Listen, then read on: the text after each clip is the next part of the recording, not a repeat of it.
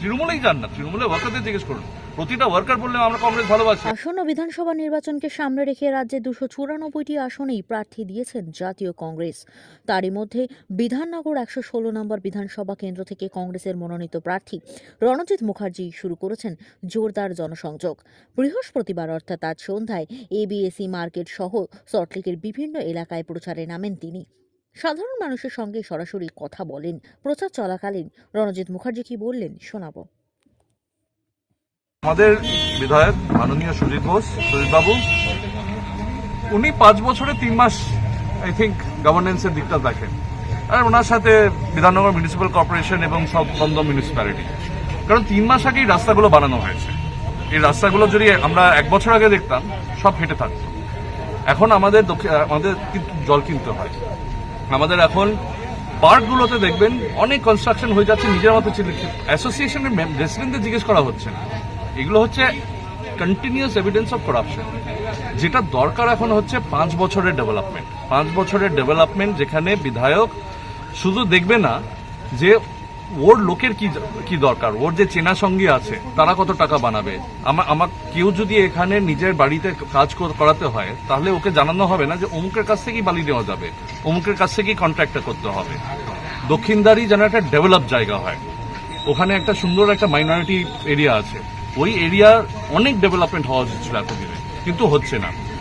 নতুন নতুন কমপ্লেক্সেস বানানো হচ্ছে, তাদের provisioning municipal provisioning, drainage provisioning কিচ্ছু করা হয়নি।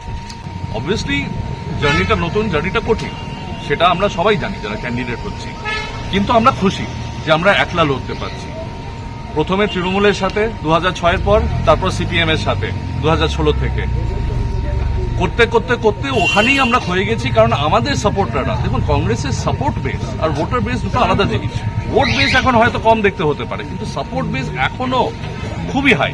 কিন্তু ওই সাপোর্ট বেস আমাদের জন্য ভোট করছিল না এত বছর ধরে, কারণ আমরা অন্যান্য পার্টিদের সাথে অ্যালাই ছিলাম, আর সেই পার্টিদের আইডিওলজির সাথে আমাদের সাপোর্টারদের বেস মিলছে না। তৃণমূলেই যান না, তৃণমূলের ওয়ার্কারদের জিজ্ঞেস করুন। প্রতিটা ওয়ার্কার বললে আমরা কংগ্রেস ভালোবাসি, আমরা তো কংগ্রেস থেকে এসেছি। আমাদের তো পার্টিতে আমাদের এমএলএ এমপি কেউ হতে দেবে না। আমরা কংগ্রেসে থাকলে আমরা এতক্ষণ অ্যাটলিস্ট ডিস্ট্রিক্ট প্রেসিডেন্ট হতাম, কিছু একটা পৌঁছতাম।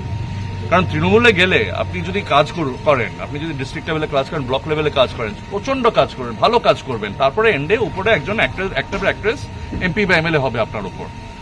কিন্তু ওদের ওই যে ভালোবাসাটা, সেটা যদি আমি চেষ্টা করি যে ফেরত আসুক, যতদিন আমি অন্য পার্টির সাথে অ্যালাইড আছি, সিপিএম এর সাথে অ্যালাইড আছি, কখনোই আসতে পারবে না। আমার যে পুরনো জেনারেশন কংগ্রেসের যে সাপোর্টটা, সে যখনই দেখছে আমি সিপিএম এর সাথে অ্যালাইড আছি, ও কখনোই ফেরত আসছে না। আজকে আমরা মুক্ত হয়ে গেছি, আজকে আমরা বুঝে গেছি যে পশ্চিমবঙ্গের যে আমরা একটা স্ট্যাসিতে থাকছি এখন, যে পুরো দেশ এগিয়ে যাচ্ছে।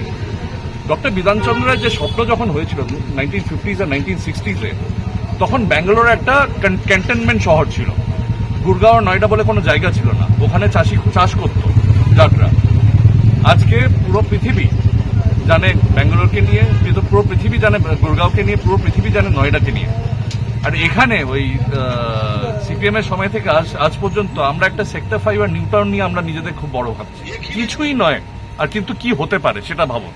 আমরা কেন ব্যাঙ্গালোরকে টাচ করতে পারি না, আমরা কেন ব্যাঙ্গালোরের মতো এগোতে পারি না, সেটাই আমার ভিশন বিধাননগরের জন্য।